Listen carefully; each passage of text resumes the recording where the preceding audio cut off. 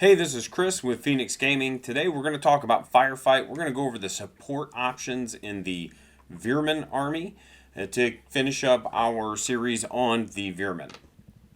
We're going to list all the support units as they appear in the list builder, and then we're going to talk a little bit about what's good, what's bad, etc. And then we're going to look at some of the command orders. This episode is going to be a little bit different in that respect because a lot of the command orders that work for one of these units is pretty much going to work for all of them.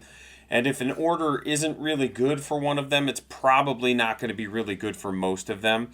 So we're not going to dive too crazy deep into each individual unit in that regard with the orders.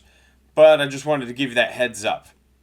And then, as always, at the end of the video, we go through and I rank them on how I think they should be ranked from best to worst.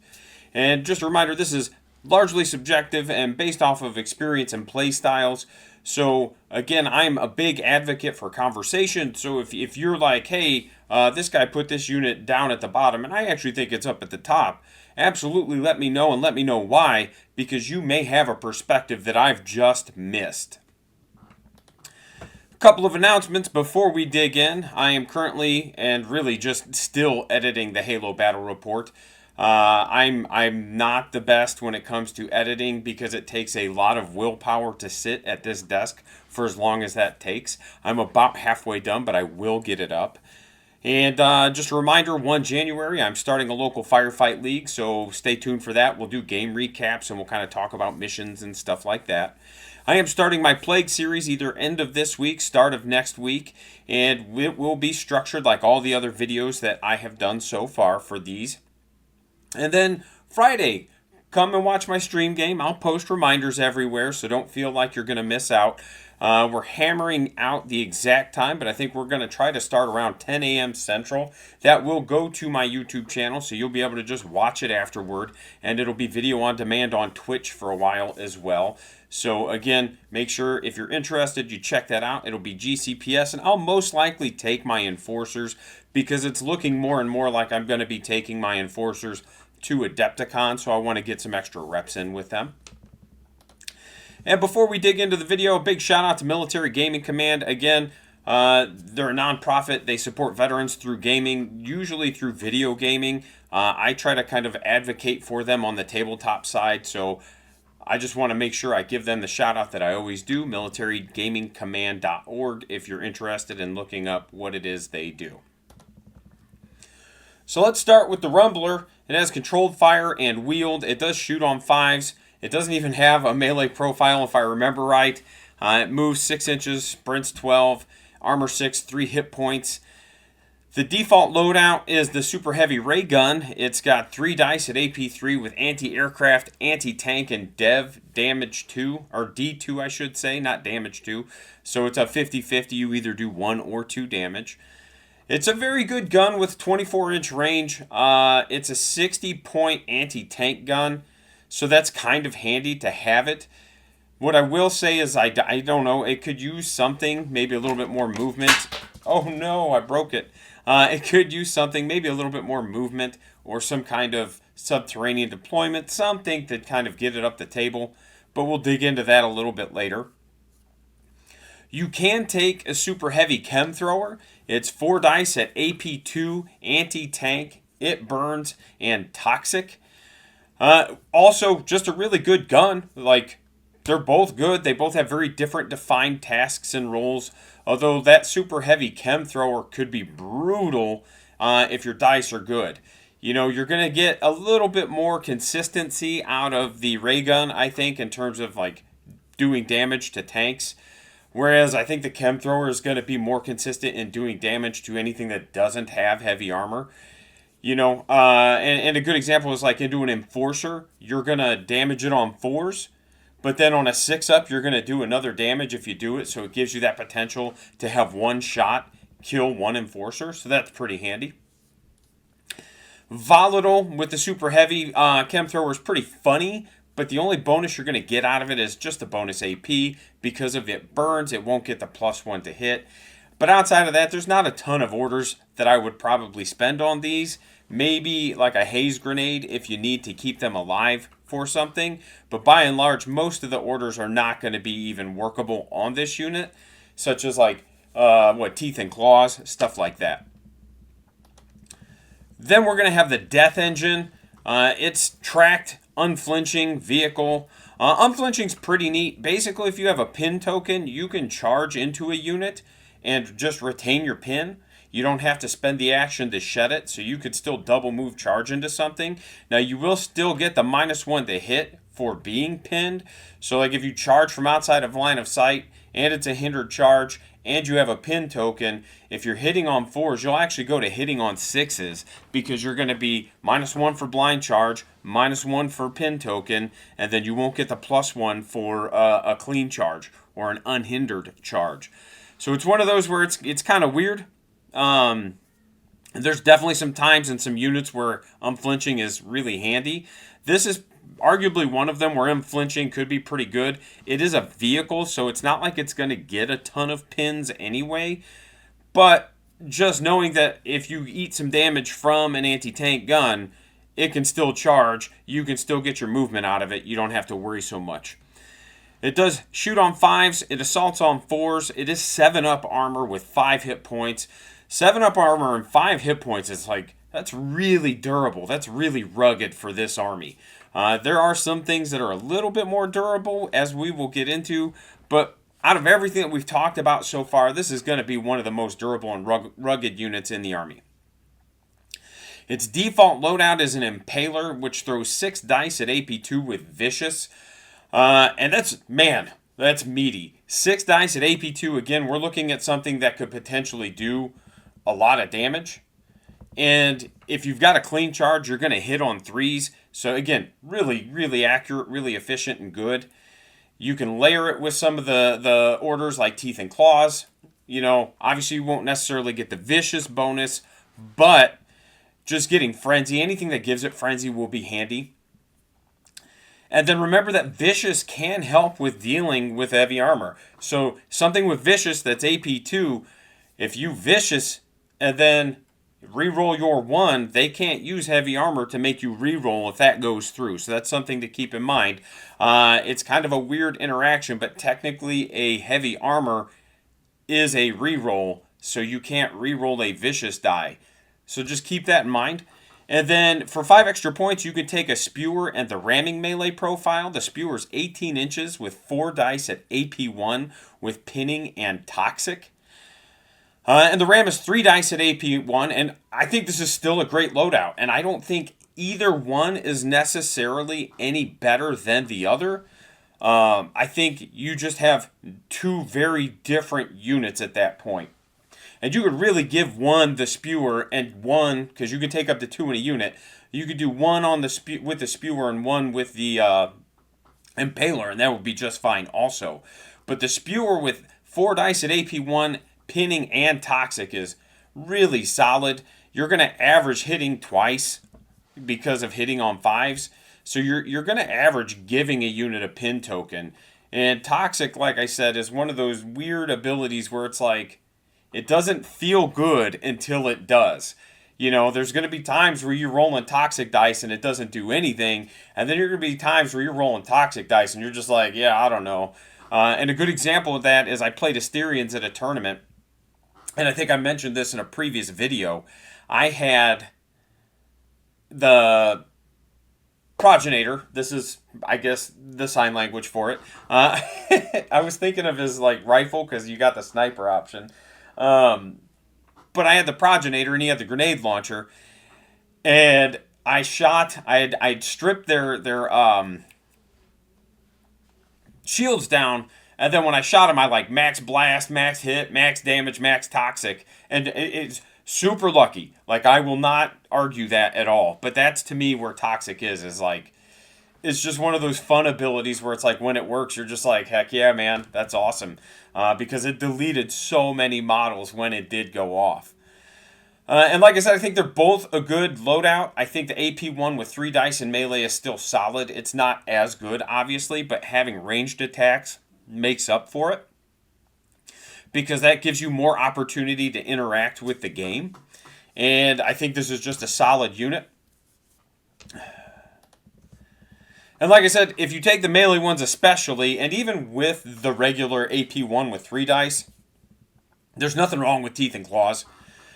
Giving your 3 dice Vicious, I mean, you'd want to use it on a unit of 2, not a unit of 1, let's be honest. But outside of that, like if it was a unit of 1, I probably wouldn't even waste an order on it unless you needed it to do a thing.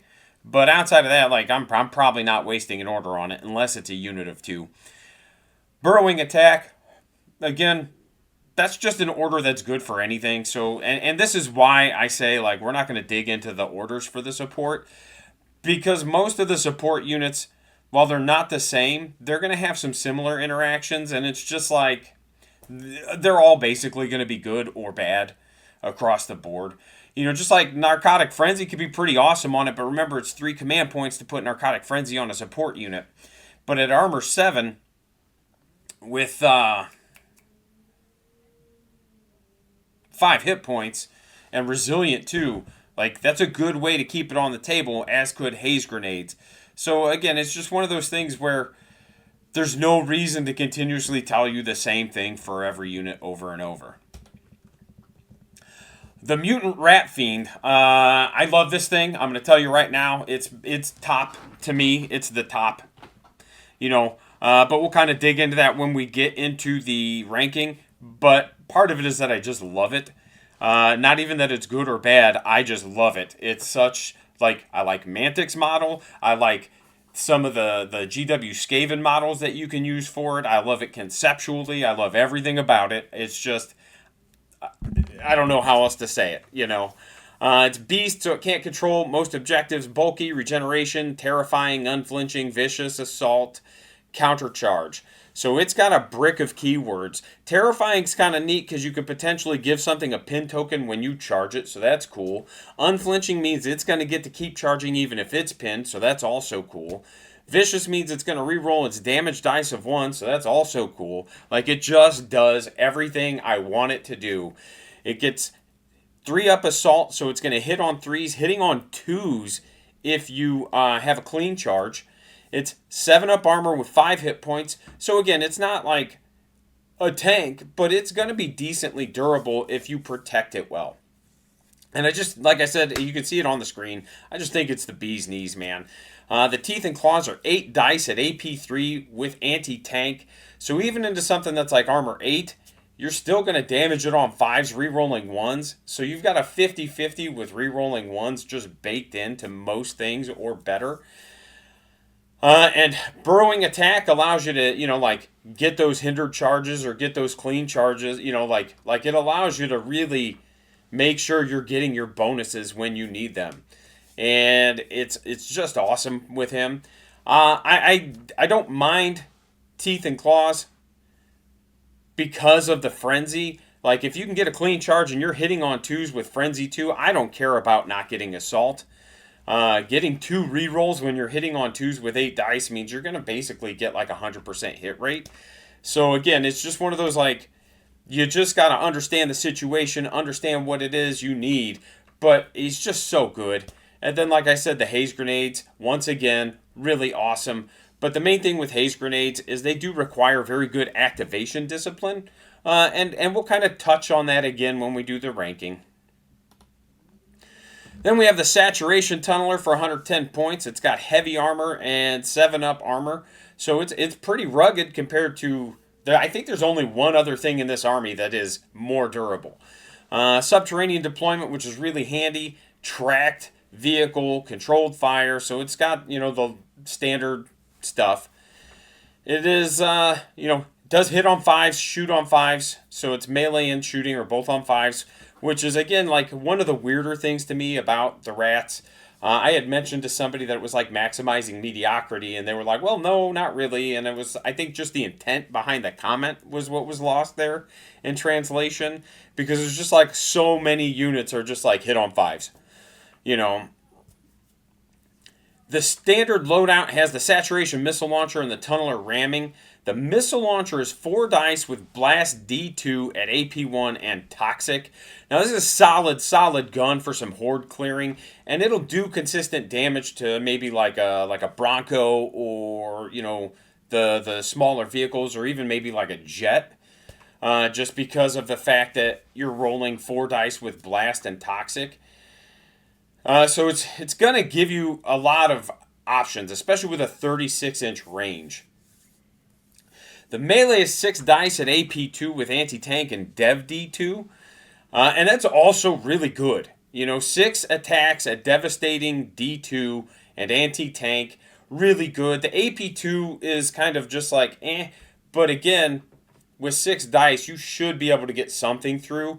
And with the ability to layer some of the order, or put some of the orders on it that you have the ability to try to really at least get something through to make sure you win that assault.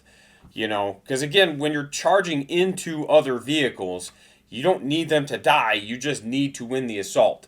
And so, anti-tank and devastating D2 and AP2 are going to help you help you win that assault, especially if you just use your orders well.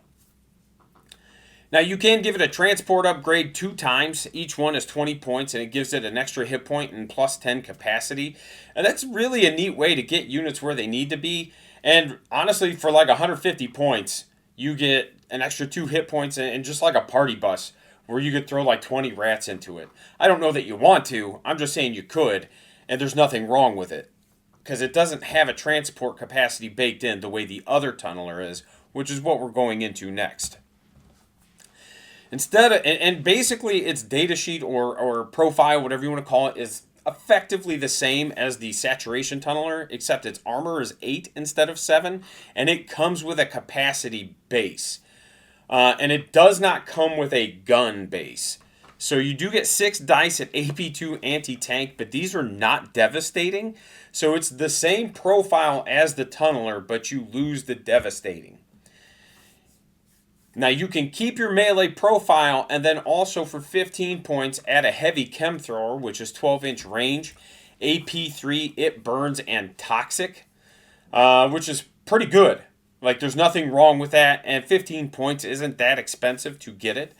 For 25 points, you can just give it the super heavy ray gun, and that's 3 dice at AP3 with anti-tank, anti-aircraft, and devastating D2. Personally, I prefer the ray gun, but a lot of that has to do with how I use my tunneler.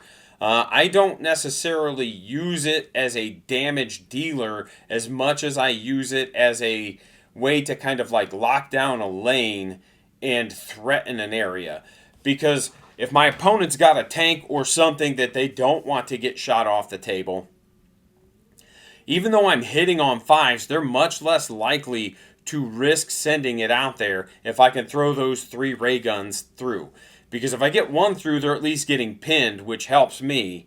And devastating D2, it doesn't take too many of those to go through before their tanks start to kind of fold and crumple. So again, because of how I use the tunneler, I prefer the ray gun, but that doesn't mean it's the better of the guns. You can also add to its transport capacity, which is fine. And then you can add shields. Now the shields for this are kind of weird. You lose 5 of your transport capacity, but you gain 5 shields. And I'm going to do my best to give you a very, very Cliff Notes summarization on how shields work. So this isn't going to be perfect, but if you've never played, shields are almost like ablative hit points that you have to chew through before you get to the actual hit points. So if I'm shield 5, but you also don't roll damage. Hit rolls get rid of shields. So the easiest way to think about it is if you have 5 shields, if I roll 5 hit dice, if I get 3 hits, I don't roll damage for any of them. They just get rid of 3 shields. Bam, period, end of discussion. That's how shields work. Now, the shields for the tunneler also have this weird kind of aura ability that allows me to use its shields for other units against shooting attacks. And then it has a shield generator, which is at the end of the turn, you roll a number of dice equal to the number of shields gone. And then I believe it's every 6 up, it regenerates a shield.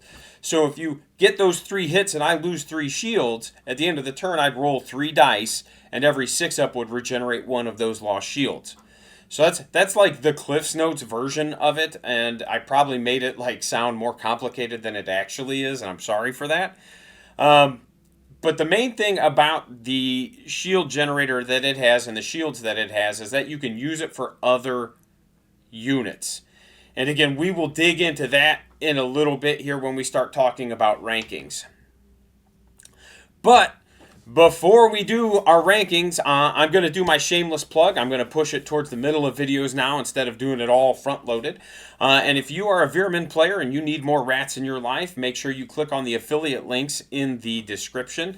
And, you know, it won't cost you any extra money, but it does give me a little bit of a commission. So it's just a great way to expand your collection and support the channel. I appreciate it. And then at the same time, if you like my Old World Executioner shirt, I've got that and other themed merch in my Fourth Wall store. This shirt specifically should be up by the end of the day. The website's having some issues. It didn't want to load it. But what this is my Blood Bowl team. Like when I go to tournaments, this is my logo, my team, when I do Blood Bowl stuff. And, you know, so it's just one of those, like, we showed up to a tournament, my son and I, and we had, like, team t-shirts and stuff. It was pretty cool. So they're on the site if you want them, or this will be at some point anyway. And then if there's any other merch you want to see, just let me know. Thanks a lot. Now, we're going to rank them, and I wanted to say this right off the bat. When I selected first place, it was a tough call, because there's a handful of units that I feel like first through third are really almost interchangeable, and it's depending on how your list is structured and how you play the game. To me, I think the Rat Fiend stands out the most, because I think the Rat Fiend is the one that slots into most lists reliably. You're going to have the most consistency out of it. It can hide behind some of the other larger units like a Saturation Tunneler or a Tunneler, or I think even the Death Engines might be Height 4. So you have these different options to hide it behind. It can take cover from your smaller ones, so you can put like crawlers in front of it and stuff like that. So you have a lot of options on how it can slot into a list. And for 100 points, it's just so good. The melee orders and command orders that like you can stack or use on it just make it such an efficient unit. It is 15-inch sprint. So there's not really going to be a lot of places your opponent's going to be able to go and be like, ha, you can't get me. Oh, yes, I can. Yes, I can. You know, so it's just one of those like, these are all things to keep in mind and how I got to where I got to. And its countercharge and its melee and its speed are all, you can combine them and they will help really dictate the flow of the game. Because there's going to be players who see that thing and they're either going to go, no thank you, I'll just kind of give it a wide berth. And especially because of, again, how I use it, that's generally what happens. Because I tend to take one Tunneler and one Rat Fiend. And then I give the Tunneler the shields, and I usually either walk the Rat Fiend behind the Tunneler so you cannot see it, or I kind of like put it to the side so that the shields are still covering it, so that if you shoot at the Rat Fiend, I can take it off the Tunneler. And then if you're shooting at the Tunneler, that's fine because you're just shooting at the Tunneler. You know, so it's just one of those things where it's like, because of how I use it, it's been very good. I also use haze grenades on it a lot. But like I said before, that requires a lot of activation discipline and understanding where you need to be, because you're going to need to use haze grenades either after the Rat Fiend has activated, because haze grenades lasts until its next activation, or you're going to have to use it very early knowing that you're going to activate your Rat Fiend last or later. So it's going to take that understanding of how to structure your activations to kind of like get the most out of it. You know, and then like I said, using the Tunneler as mobile cover platform has also been very good. And it literally took, like, I think I mentioned this before, like the first game, and I was looking and I was like, oh, I see. We need to do it this way. So it's been a solid combo, you know, but the Rat Fiend works without the Tunneler. It's just because of how I play it. Like, that's why to me, because the Tunneler isn't consistent enough in damage for me to put it at first. Whereas the Rat Fiend I can get consistent damage out of. And second, I put the regular Tunneler, not the Saturation Tunneler. And the reason for that, yes, it can get expensive with all the upgrades, but it has the option to fill so many roles. You know, subterranean deployment, you can put it in reserves, and that'll help keep aggressive armies from just dead sprinting at you. They're not going to be too keen to have a tunneler filled with a bunch of dudes in their back line after dead sprinting up to you. You know, fighting on two fronts in any game is tough. So, you know, a good player is going to recognize that you have things in reserve and try to screen them to force you to put them where they want them. You know, so to me, having the option to do that just to, again, potentially keep aggressive units and aggressive players from just like mashing the gas right at you, that makes a big difference. Let's see. Sorry, I lost my place. The shield option, like I said before, it keeps things like Rat Fiends alive longer, and it is tall enough to hide your other units. So it's just one of those things where, again, like, it's just such a good bubble shield that you have. It can keep things alive. So helpful, so useful, very good. And even when you take the shield and you only have 5 capacity, you can slap a unit of Maligny or even Creepers. I prefer Maligny just because of their weapons, right? They're a shooty unit. So they can hop out. Like when I used them at the last tournament I went to, I used them and put them in the tunneler, and they just sat there. Like, I think one game they got out turn 2, and then one game they got out turn 3, and then one game they didn't get out until turn 5. And it was literally, they got out, they were my last activation, I was the last person to go, they got out, they sprinted onto an objective, and I was like, cool, I control this, I score it, you don't, haha. You know, so it's one of those, like, using it like that has been very good for scoring and things like that. So it's just, to me, it's just a good, versatile unit that you can build to do different things. And that, to me, is why it's higher than the Saturation Tunneler.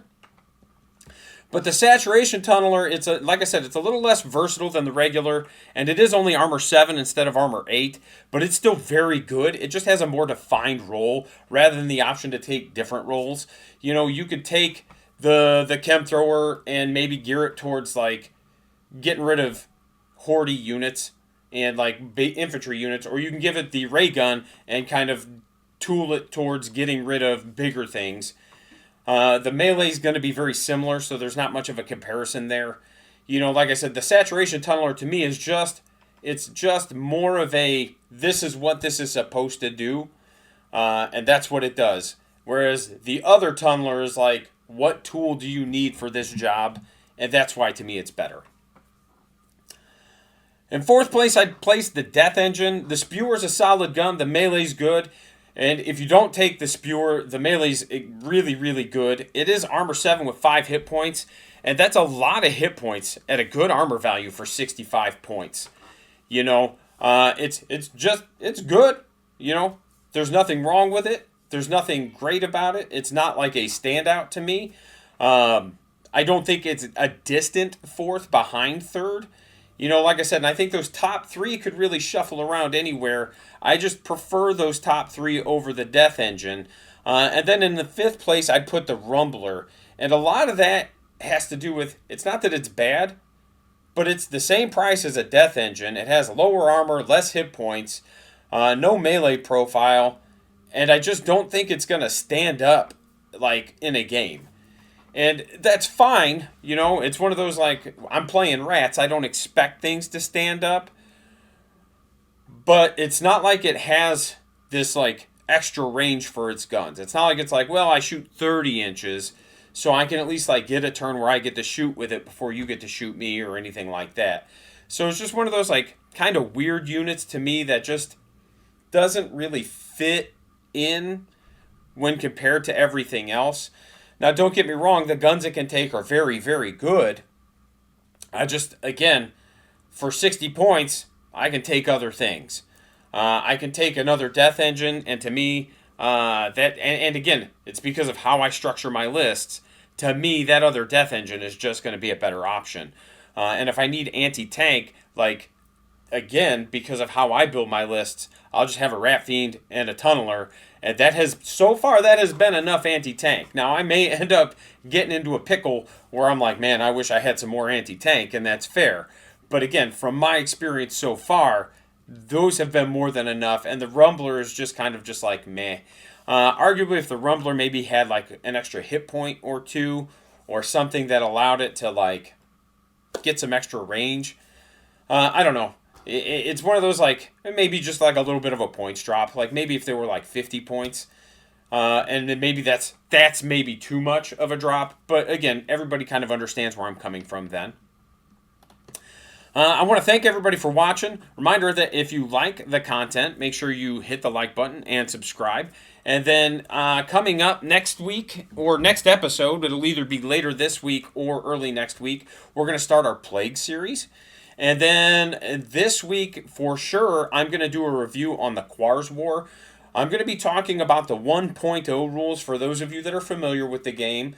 And the reason is because the 1.0 rules are designed to be a full-size tabletop game with 28mm models, not the 2.0, which is 15mm, and not the other one, which is more of a skirmish. So I'll give you my thoughts on that. We're going to talk about the mechanics of it and why I think it's a neat game.